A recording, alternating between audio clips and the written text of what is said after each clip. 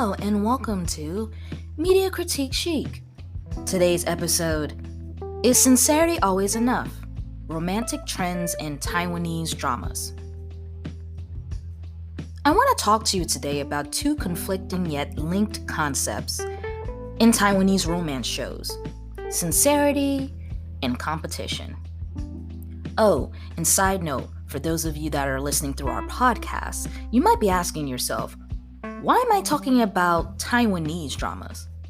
Well, in my blog where I explore media literacy education, I dedicate a section to international shows, and that has come out of my research and experiences watching shows from different countries, including and specifically Taiwanese shows. And while I am discussing concepts from shows in the 2010s, I can say that there are definitely some similarities and some content that can be linked to how we view sex romance and everything in between, both internationally and domestically in the US. All right, back to the regular programming. Now you may be asking yourselves, what does sincerity and competition have in common? Well, before talking about their similarities, let me first define them. Let's start with concept number 1, sincerity. After watching countless US shows and many Taiwanese dramas, I've noticed a distinct feature to Taiwanese dramas that is prominent: the concept of sincerity. I like to summarize this sincerity trope with this statement: as long as person A is sincere in their romantic feelings for person B, and persistent in their sincerity, person B will eventually be moved by those feelings and reciprocate them. In an earlier post, I mentioned that saying "I like you" in a Taiwanese show tends to have a deeper meaning that is closer to love than in US shows. So if a person's confessing they're liking someone, chances are they're pretty serious about it. Because of their sentiments, many characters, especially male characters, are committed to showing their sincerity of their feelings. Being sincere in liking someone is a beautiful concept indeed. Who wouldn't want a partner who is dedicated to showing how much they care? But let's look at the second half of this trope. Person B will eventually be moved by those feelings and reciprocate them. There are many instances in Taiwanese dramas where this rings true, especially when it comes to men pursuing women, because heterosexuality is the most common type of sexual orientation in these shows. She may not initially be interested in him, but over time she becomes charmed by his expressions of love. And in some cases, this makes sense. After a person gets to know someone for a while, they might realize that they have a lot in common and share the same types of values and interests. These are definitely the building blocks to compatibility. In those specific types of instances, those relationships tend to work out in both people's favors. But what about a situation where person A is sincere, but person B is just not interested? Never wants to be interested. Couldn't be bothered. You get the idea. Person B tells person A over and over again that they are not interested at all. Does person A have the right then to continue pursuing person B? No. What is problematic about this sincerity trope is that it completely overlooks person B's agency. In other words, the trope does not take into consideration person B's feelings and rights to make their own decisions. Person A seems to hold more power in the situation mainly because they have the strong romantic feelings. There are two underlying issues here. The first underlying issue is the nature of consent. Sure, person A has the right to like or love person B. However, person B also has the right to accept and to reciprocate those feelings. The second underlying issue is the cultural concept of hard work equals success. In school, in our jobs, we are taught to believe that with hard work and dedication, we can achieve our goal. And just like in our careers and in school, that does not always work. Just because we work hard doesn't mean we'll get the promotion or the top grade. Someone else ultimately decides our fate in those circumstances.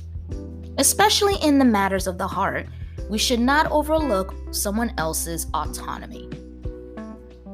So here's where these two underlying issues intersect. If I, person A, think that by trying hard and being a good, well-rounded person, person B will eventually like me because I am a good person, am I justified in my actions? Because that's all it takes to be in a good relationship, right? No. Here's the kicker. Just because you're a good person, that in itself does not make you the perfect relationship partner.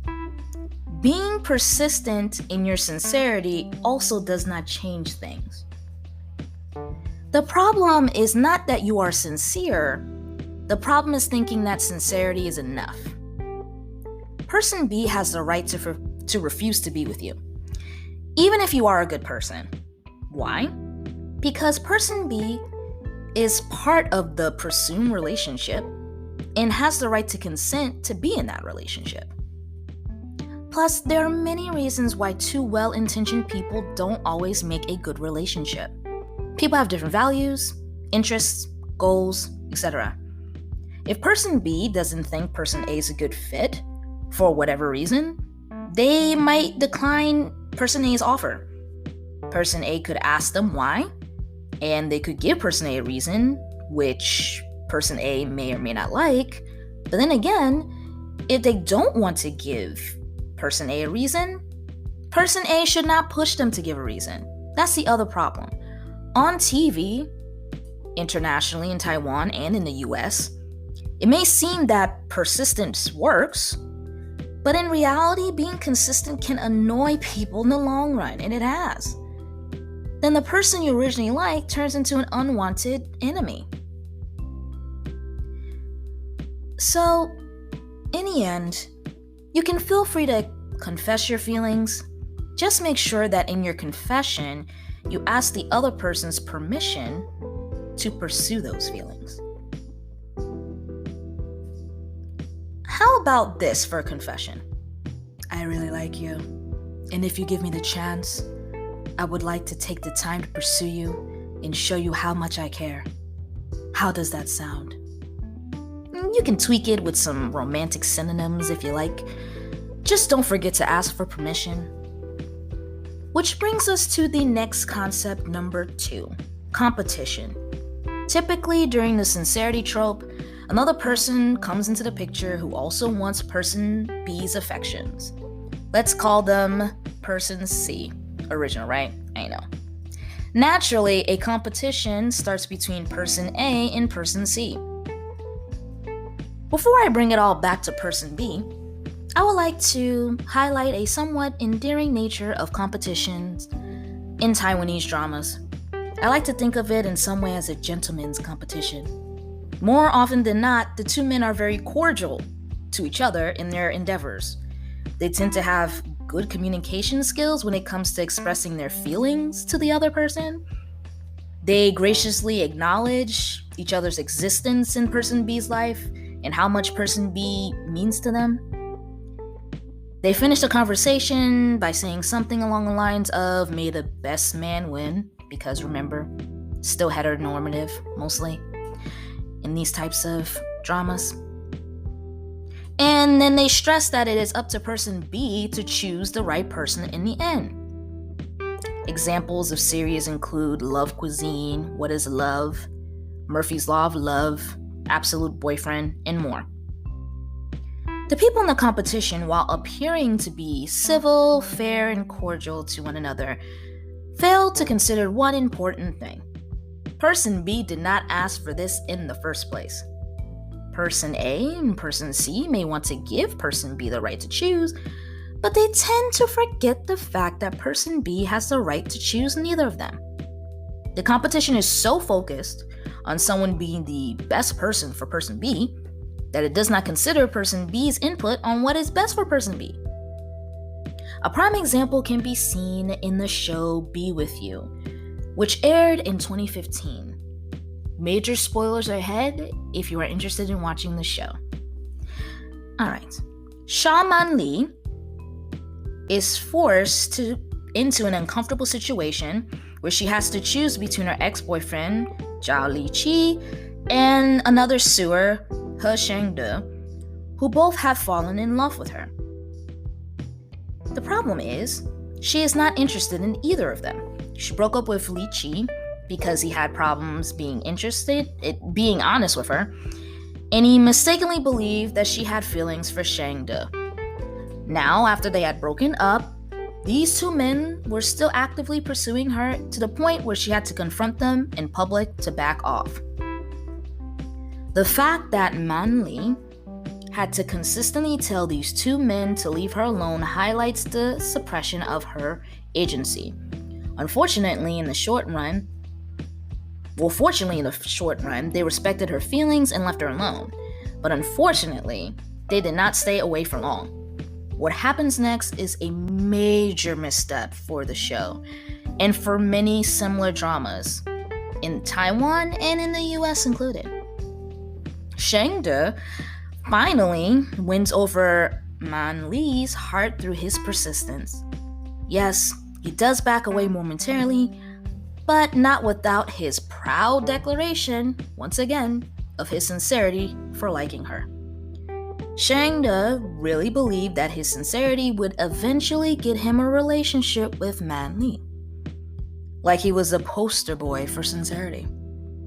And in this case, it worked in the show. Man Li eventually gave him permission to pursue her. I do like that Man Li was shown giving permission to Shengde, as in giving permission itself is an act of consent. However, if the permission was given as a result of constant pressure, then the pressure negates the consent. It is very similar to the situation where a person agrees to have sex because another person is constantly pressuring them. And look, I'm not trying to completely bash these types of dramas. After all, there are many good aspects of Taiwanese dramas that I love. I really appreciate how Man Li in Be With You breaks off a relationship with a person who is incapable of being honest and expressing his feelings in the beginning of the show. Overall, she was a great character who was self-aware and vocal about her interests and her needs in a romantic relationship. Which is why it is a shame that the show focused so much on Shengde's sincerity in winning her over as opposed to focusing on Man Li's agency on finding the love that she wants. So, sincerity in itself is not a bad thing. Sincerity becomes problematic, however, when it supersedes another person's agency. This has been Media Critique Chic. Until next time.